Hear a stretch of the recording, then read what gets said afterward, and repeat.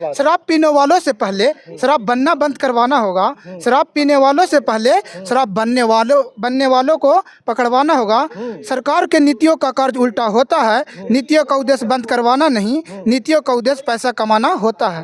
तभी तो पकड़ने पर 8,000 का मांग होता है। फिर लिखा हूँ, पैसे देने के बाद पुलिस छोड़ देते हैं, फिर वही शराबी शराब पी लेता है। अब आप बताओ मेरे सखा, क्या नशा मुक्त है बिहार में? देखिए, अभी हमारे साथ एक लेखक हैं जो कि ये कविता लिखते हैं, गाना लिखते हैं और बहुत अच्छे अच्छे कविता लिखते हैं। इनका नाम है मंजीत कुमार। हम इन्हीं से जानना चाहेंगे और इनका एक किताब भी छपा है, जो कि किताब के बारे में भी बताएंगे, क्योंकि इनका कविता एक किताब में भी छपा है जो कि बहुत ही मशहूर किताब है। इन सभी के बारे में हम जानकारी लेंगे। हमारे साथ हैं मंजीत कुमार जी, जो कि एक लेखक हैं और ये कहाँ के रहने वाले हैं, कैसे ये लेखक बने और क्या लिखते हैं, पूरी जानकारी आपको बताएंगे। वीडियो में बन रहिएगा और वीडियो को ज़्यादा से ज़्यादा शेयर कीजिएगा। तो सबसे पहले मेरे चैनल में आपका स्वागत है। क्या नाम है आपका? मेरा नाम है मंजीत कुमार मानो। अच्छा। मेरा घर हुआ प्रसिया। मेरे पिताजी का नाम है योगेंद्र मांझी। और मैं एक अपनी पिछड़ा जाति यानी हरिजन समाज से आता हूँ। और मैं बताना चाहता हूँ कि शिक्षा यानी किसी जाति किसी धर्म पे नहीं जुड़ा हुआ है। जो पढ़ेगा वो एक दिन आगे बढ़ेगा। बिल्कुल। इसीलिए मेरे गुरुजी कहते थे, आप जिस तरह सोचोगे उस तरह आप बनोगे। इसलिए मैंने एक राइटर की तरह सोचा और लिखने के लिए शुरुआत किया। लिखने में बहुत सी कठिनाइयाँ होती है कि मैं शब्दों का चयन कैसे करूं, कैसे लिखूं, हेडिंग कैसे बनाऊं। इसके बाद मैंने इस बात पर ध्यान दिया और लिखना शुरू किया। सबसे पहले मैं एक कविता लिखा, मेरी आज़ादी। जी, मेरे दर्शक को सुनाइए। मेरी आज़ादी लिखा, उसमें पहला स्टेंजा लिखा हूँ। हमें आज़ादी मिली अंग्रेज़ों से, उन भ्रष्टाचारों से नहीं। हमें आज़ादी मिली शासकों से, उन लुटेरे नेताओं से नहीं। हमें अधिकार मिला संविधान से, उन रामायण और कुरानों से नहीं। ईमानदारी का पद अधिकारी दफ्तर में पेपर लीक करवाते हैं। सरकार की बदनामी न हो इसलिए छात्रों पर लाठीचार्ज करवाते हैं। फिर भी बीपीएससी का एग्जामिनेशन अच्छे से नहीं करवाते हैं। देश की आज़ादी देखा नहीं हूँ, लेकिन कल्पना जरूर किया हूँ। जो ज़्यादा चंचल बने लोग, दफ्तर में बैठ अधिकारी उनको जेल भेजवाते हैं। सरकारी काम करवाने के लिए अधिकारी घूस मांग लेते हैं। सच न बोले लोगों से वे जन, फिर सच न बोले लोगों से वे जन, अधिकारी यही समझा देते हैं। फिर एक बार याद कर सका मेरी आज़ादी क्या है। तो ये मेरी आज़ादी। क्या बात है। देखिए, हमारे साथ जो मंजीत जी जो कविताएं सुना रहे हैं वो कितना अच्छा है। वो शब्दों का जो चयन किए हैं वो बहुत ही लाजवाब है। साथियों जी, अगला क्या लिखे हैं आप? शादी पे लिखे हैं? अगला लिखा हूँ, जब अगल बगल की शादियों में जाता हूँ तो देखता हूँ एक गरीब पिता यानी अपनी बेटी को शादी करने के लिए, दहेज देने के लिए कर्जा लेता है। कर्जा लेकर भी अपनी बेटी को दिखावा में धूमधाम से शादी करता है। मैं पिता और उन बेटियों के लिए मैं एक सलाह के रूप में एक कविता लिखा हूँ, शादी एक फैशन। उसमें फर्स्ट स्टेंजा लिखा हूँ, जब शादी होत हमारे बिहार में, बड़ी मजा आवत है। कैसे वर्णन करूँ ए मित्रे, शादी की रीति बिहार में। दहेज प्रथा बंद है बिहार में, फिर भी लोग मांग लेते हैं। ये कहा कि हम अपनी बेड़ी बिटिया को दिए तो अपना बड़ा बेटवा का क्यों न लूं। लड़कियां अपनी सखी की शादी का तुलना कर पिता का पैसा खर्च करवावत है। गरीब पिताजी की बिटिया ना समझ मेहंदी और जयमाल की रस्म रचावत है। पिता बिटिया की खुशी के लिए जिंदगी की सारी कमाई लगावत है।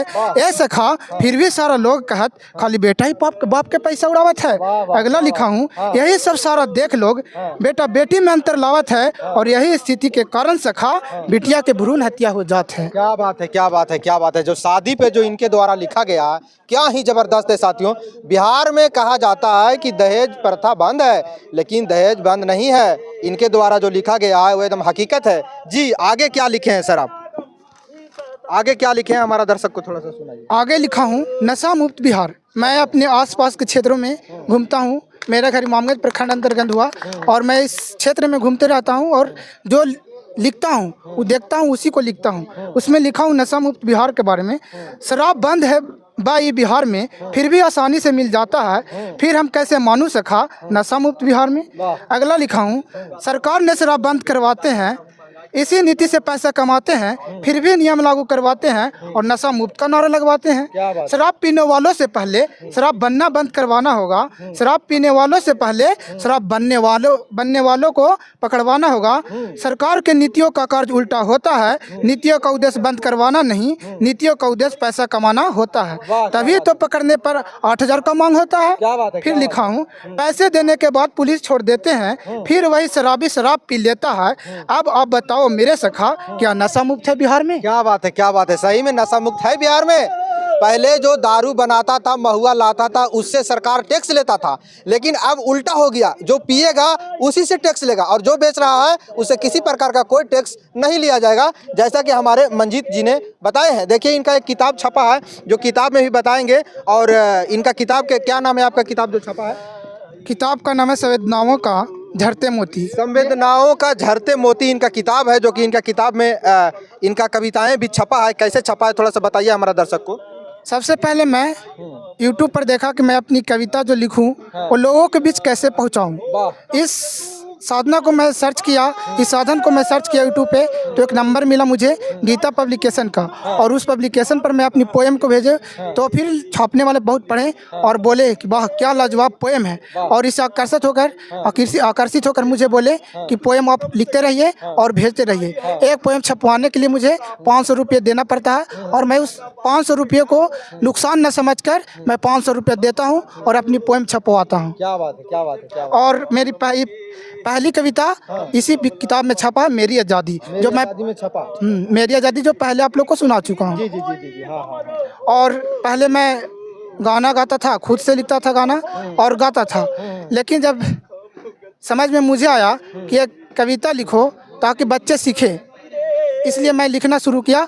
और एक यानी हाल फिलहाल में जब इस गरीब चेतना सम्मेलन में आया तो एक शिक्षा गीत लिखें, और मैं सुना कि लोग आए हुए थे, लेकिन लोगों के बीच सिर्फ जानकारियाँ शिक्षा पर भी देना चाहिए। शिक्षा एक बहुत ज़रूरी मंत्र है, यानी शिक्षा को समझे तो एक हथियार है, और उसी हथियार के साथ हम किसी को भी हरा सकते हैं। इसलिए शिक्षा बहुत ज़रूरी है, इसके लिए मैं लिखा हूँ। शिक्षा पर जो लिखे हैं हमारा दर्शक को सुनाइए, क्योंकि हमारा दर्शक भी सुनना चाहती है कि जो आप शिक्षा पे लिखे हैं वो कैसा लिखे।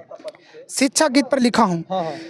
शिक्षा के फैलल जवनवा ये चाची, बचवन के पढ़ाई दा हो। शिक्षा के फैलल जवनवा ये चाची, बचवन के पढ़ाई दा हो।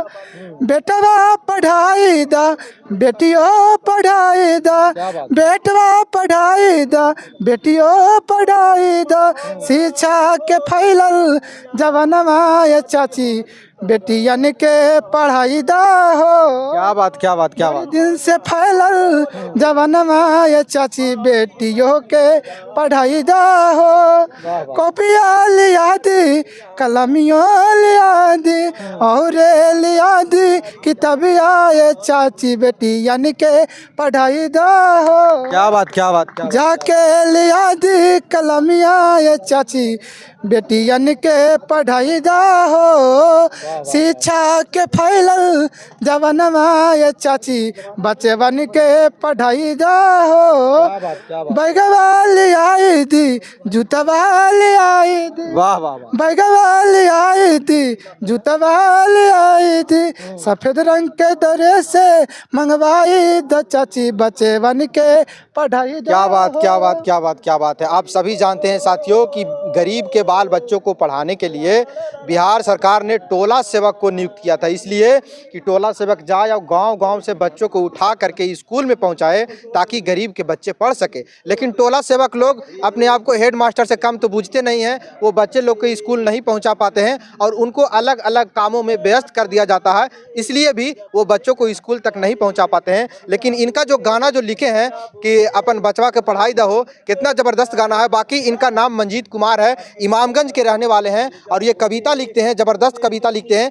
अगर आपको भी गाना लिखवाना है, किसी प्रकार के कविता लिखवाना है, तो आप इनसे डायरेक्ट संपर्क कर सकते हैं, हमसे संपर्क कर सकते हैं। संपर्क करने के बाद आपको गाना लिख करके मिल जाएगा, कविता लिख करके मिल जाएगा। और इनका अच्छा आपका यूट्यूब चैनल है? यूट्यूब चैनल मेरा नहीं है। अच्छा। यानी हम पहले कोचिंग भी चलाते थे, उस थोड़ा सा चैनल सब्सक्राइब हुआ था 2-4, यानी माँ सरस्वती नाम से चैनल बनवाए थे। अच्छा। लेकिन अभी वो काम नहीं करे उस पर, है ना। तो देखिए हमारे साथ मंजीत कुमार जी थे। इनका ये लेखक हैं, बहुत अच्छे लिखते हैं, आप सुनवे किए।